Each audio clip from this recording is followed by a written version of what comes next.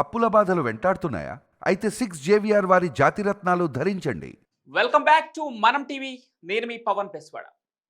అణుబాంబు, ఈ ఒక్క పదం చాలు ప్రపంచమే ఉలిక్కి పడుతుంది. ఎందుకంటే ఇది సైన్యం కాదు, ఓ సిటీని నేలమట్టం చేసే శక్తి.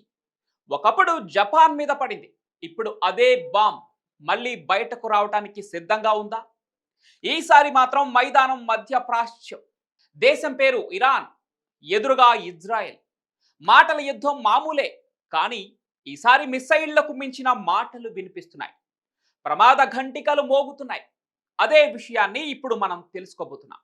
యుద్ధం ఎలా మొదలైంది?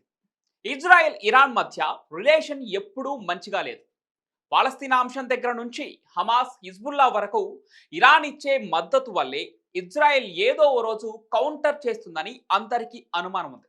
ఇక 2024లో గాజాపై ఇజ్రాయెల్ దాడులకు ప్రతీకారంగా ఏప్రిల్ నెలలో ఇరాన్ సొంతంగా మొదటిసారి నేరుగా మిస్సైల్స్, డ్రోన్లతో విరుచుకుపడింది. అదే టైంలో ఒక గొప్ప విషయం బయటపడింది. అది ఏంటంటే, ఇజ్రాయెల్ ప్రధాని బెంజమిన్ నెతన్యాహు చెప్పినటువంటి ఒక మాట: ఇరాన్ మిస్సైల్ దాడి చేయడమే కాదు, ఇరాన్ టార్గెట్ కేవలం మేము మాత్రమే కాదు, వాళ్ళ టార్గెట్ డొనాల్డ్ ట్రంప్ కూడా అని చెప్పేసి బెంజమిన్ చెప్పారు. ఇది మాటల తూట కాదు, ఇది గ్లోబల్ పబ్లిక్ గా బయటకు వచ్చినటువంటి ఒక ఆరోపణ. 2020లో అమెరికా జనరల్ కాసిం సొలైమనీని చంపిన ప్రతీకారంగా ట్రంప్ మీద హత్య ప్రణాళికలపై ఇంటెలిజెన్స్ రిపోర్ట్లు కూడా వస్తున్నాయి. అసలు ఏం జరుగుతోంది ఇరాన్లో? అణుశక్తి సంగతి ఏంటి?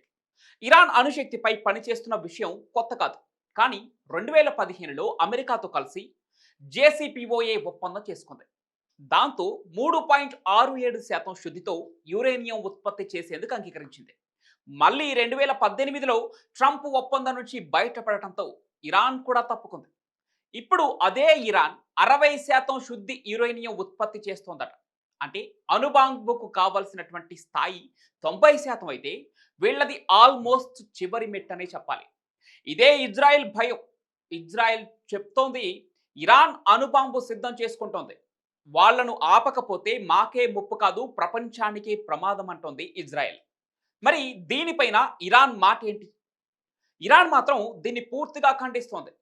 వాళ్ళ మాటలు ఒకసారి చూస్తే, మా అణు కార్యక్రమం శాంతియుతంగా ఉంది, మేము ఎప్పుడు అణుబాంబు తయారీపై ఉద్దేశం పెట్టలేదని చెప్తోంది. అంతేకాకుండా ఐఏఈఏ వస్తే అన్ని సైట్స్ చూపిస్తాం అని కూడా అంటోంది.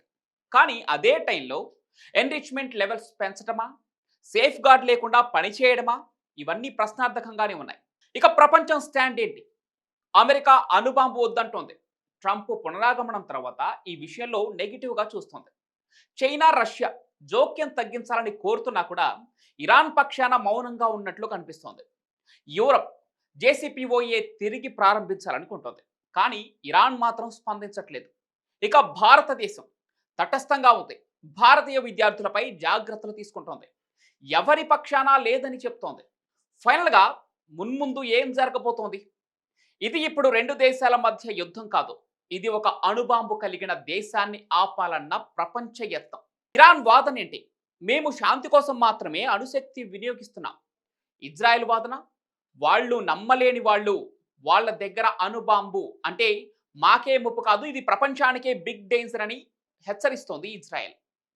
మొత్తంగా ప్రపంచం మొత్తం టెన్షన్లో ఉంది. ఒకవైపు అమెరికా మళ్ళీ ట్రంప్ చేతిలోకి రావటం, మరోవైపు ఇజ్రాయెల్ ఖచ్చితంగా ప్రాక్టికల్ యాక్షన్ తీసుకోవడమే చేస్తోంది. ఇరాన్ మాత్రం రెండు పడవల మీద ప్రయాణిస్తోంది. దీంతో ఇదే ప్రశ్న ఇప్పుడు అందరికీ మెదులుతోంది. ఇదే ప్రపంచ యుద్ధానికి తొలిపుటం కావచ్చా?